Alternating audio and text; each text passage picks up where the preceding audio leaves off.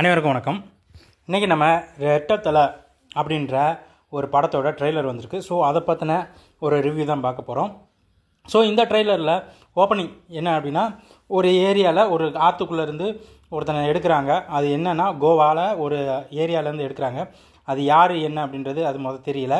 அதே நேரத்தில் அந்த ஏரியாவில் ஒரு டான் ஒருத்தர் இருக்காப்புல, அவர் யாரும் அவர்கிட்ட வம்பு வச்சுக்கிட்டா அவங்க எல்லாருமே செத்துருவாங்க அப்படின்னு சொல்கிறாங்க. யார் அந்த டான் அப்படின்றதுன்னு தெரியல.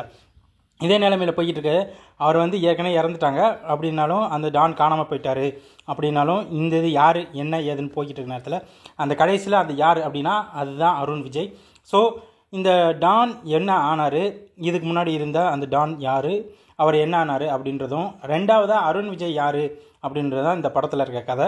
எனக்கு தெரிஞ்சு இது இந்த பில்லா வர மாதிரி, பில்லா செகண்ட் 2ல் வர மாதிரி இருக்க ஒரு சூப்பரான ஒரு ஆக்ஷன் படமாக இருக்கும். ரொம்ப நாளை கழித்து அருண் விஜய்க்கு ஒரு பயங்கரமான ஒரு ஆக்ஷன் படமாக இந்த படத்தை நம்ம எதிர்பார்க்கலாம். அதே மாதிரி இதில் முழுக்க கோவா அண்ட் தென் சென்னை இந்த ஏரியாவை ரவுண்ட் பண்ணி தான் எடுத்திருக்காங்க. ஒரு பேக்ரவுண்ட் மாஃபியா, அதாவது அண்டர் கிரவுண்ட் மாஃபியாவுக்கு ஒரு டானாக இருக்கார். அவர் என்ன ஆனார், அவருக்கு ஏன் அப்படி நல்லா இருந்து காணாமல் போனார், இப்போ அவர் எங்கே இருக்கார், என்ன பண்ணிக்கிட்டு இருக்காரு அப்படின்றது தான் இந்த படத்தோட ஃபுல் ஸ்டோரி. ஸோ இந்த படத்தில் அருண் விஜய் முழுக்க ஆக்ஷன் தான் பண்ணியிருக்காங்க. ஸோ இந்த படம் வந்ததுக்கப்புறம், இதோட ஃபுல் ட்ரெய்லர் வந்ததுக்கப்புறம் இதை பற்றின டீட்டெயில் எல்லாத்தையும் நம்ம சேனல் அப்டேட் பண்ணுவோம். நன்றி.